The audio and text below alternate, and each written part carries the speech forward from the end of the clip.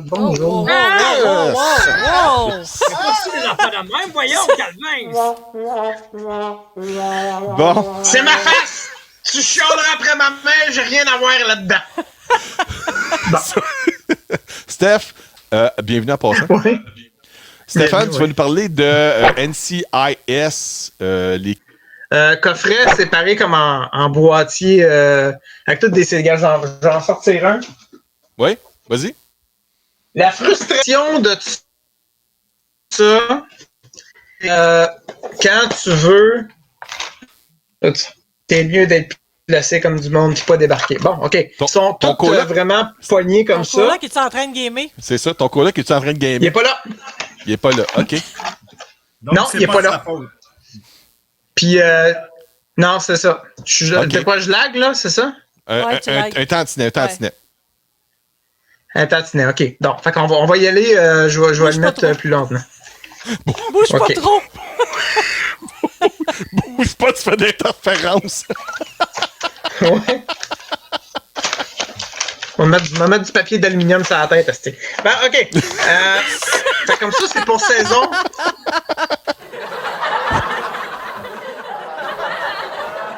Oh, ouais, qu'est-ce que c'est? Ça, c'est comme ça, c'est juste 1 à 4, puis on a les deux autres.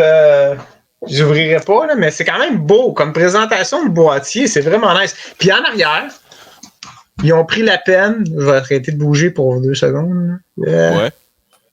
Ils ont pris la peine de mettre quand même la liste des épisodes puis des suppléments. Puis là, la chose que j'ai faite, je suis revenu à ma tradition de Magicole.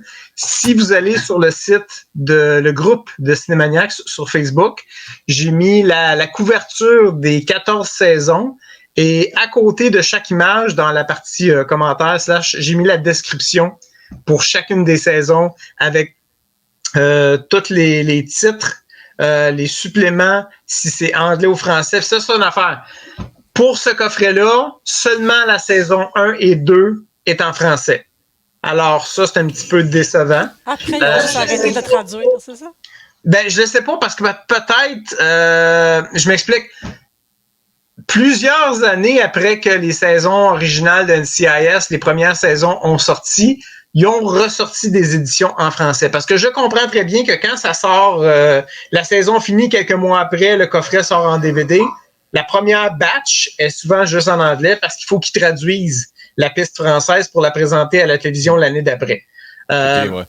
Mais depuis le temps, il aurait pu en faire d'autres. C'est comme Dexter. Dexter, ça, c'était niaiseux. Là, genre 1 à 7, tout en français, la 8e juste en anglais, avec le beau coffret. Là. Fait que c'était comme... excuse, moi, je trouve que c'est une mauvaise excuse aujourd'hui de faire ça parce que, tu sais, gars, t'as un épisode de Foundation qui sort, il est en 23 langues. Ouais, mais est-ce que le contenu de Foundation a été présenté à la télévision en premier et ensuite amené sur Netflix ou Paramount ou... Non, il est direct sur Apple. OK, ça, c'est une production originale. Ouais. Je suis pas sûr, mais avant de la sortir, ils ont choisi de faire... On traduit ça en toutes les langues tout de suite, puis après, on sort ça égal pour tout le monde.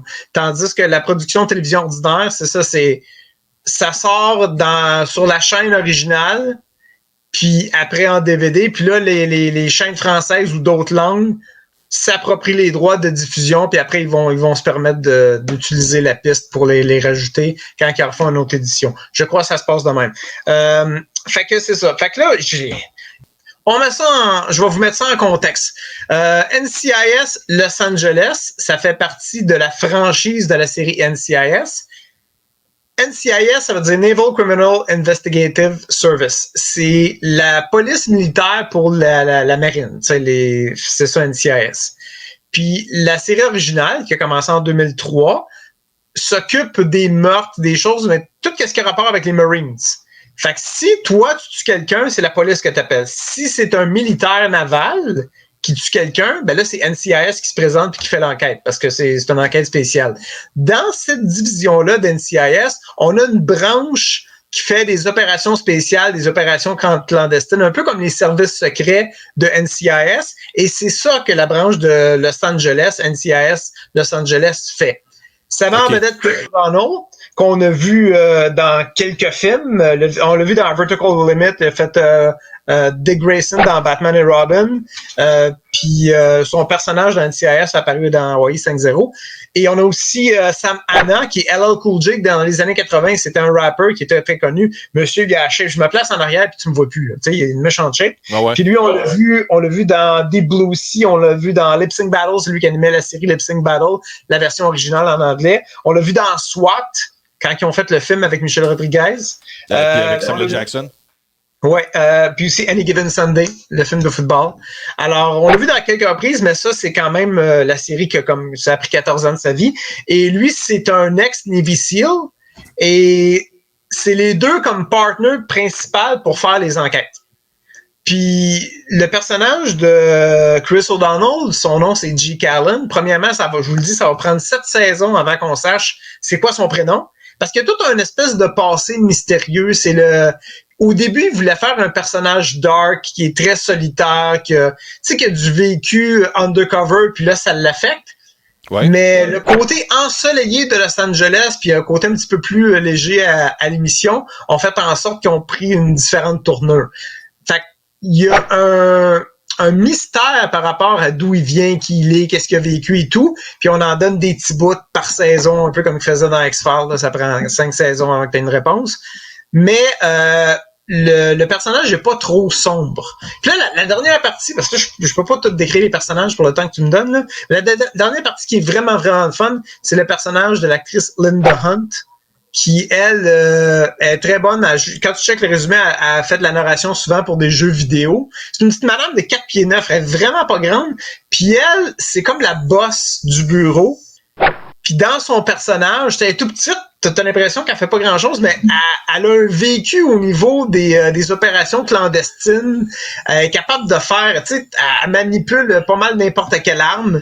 Puis, tu sais, des petits faits cocasses, à un moment donné, sont en train de faire du cardio dans le gym, puis elle dit, je suis pas capable, elle pédale, là, puis elle dit, je suis pas capable de monter mon cardio en haut de 40, qu'est-ce qui se passe? Puis, comme tu me niaises-tu, là, tu sais, elle est tellement en forme qu'elle est pas capable de se faire pomper le cœur pour faire monter le cardio. Fait que, tu sais,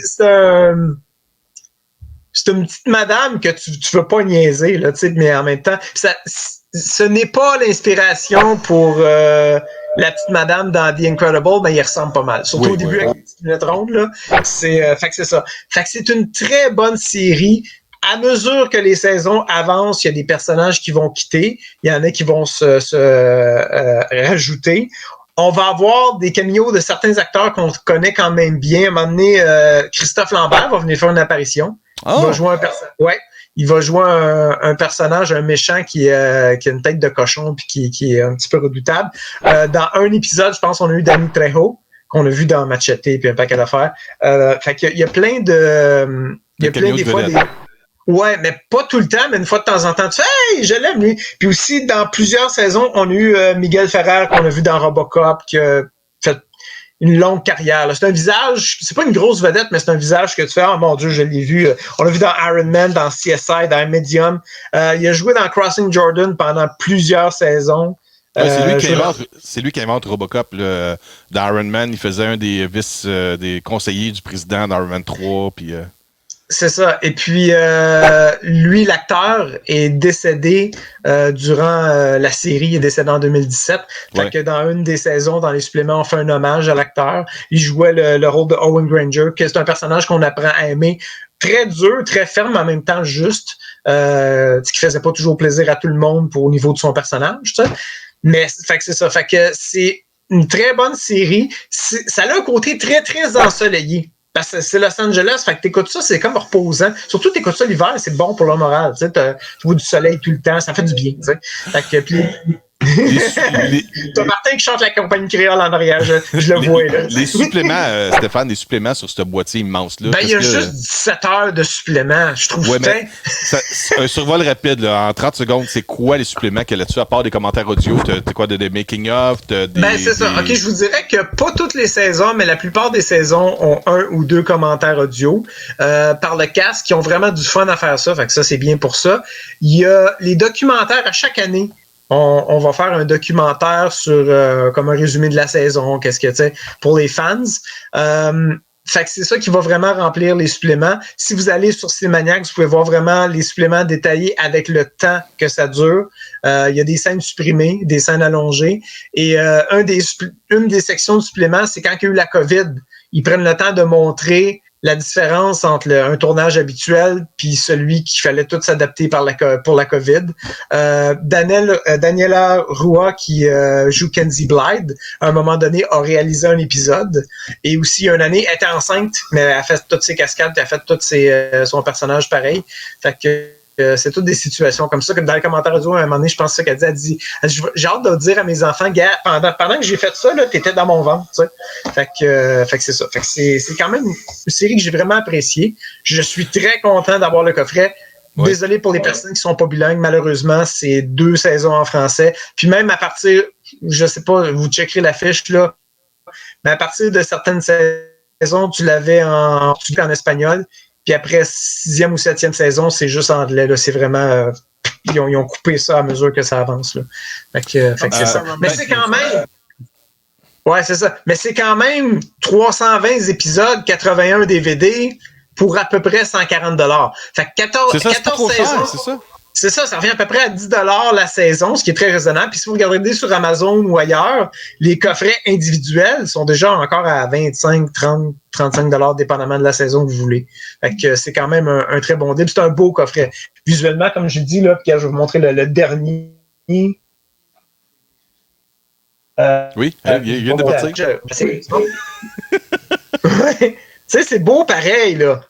Oh, oui. Comme j'ai montré, on voit quand même vraiment les détails. Tout ce qui est quand même décrit. Fait que la seule affaire qui est plate, c'est justement, c'est moi, je suis habitué quand je fais mes fiches d'avoir le temps complet. Là, j'ai pas le temps par saison. Je l'ai une couple, là, mais il en manque sur la fiche technique. Désolé. Fait que quelque chose que oui, je recommande, aucun doute. Puis c'est quelque chose à découvrir. Ça va être le fun à regarder ça, là, si vous connaissez pas ça. Ouais, c'est une bonne série d'enquêtes, c'est ça. Oh ouais, c'est action, c'est enquête, action, espionnage, Los Angeles, du soleil, de l'humour, pas trop sérieux, de l'intrigue, une belle évolution dans les personnages puis les histoires.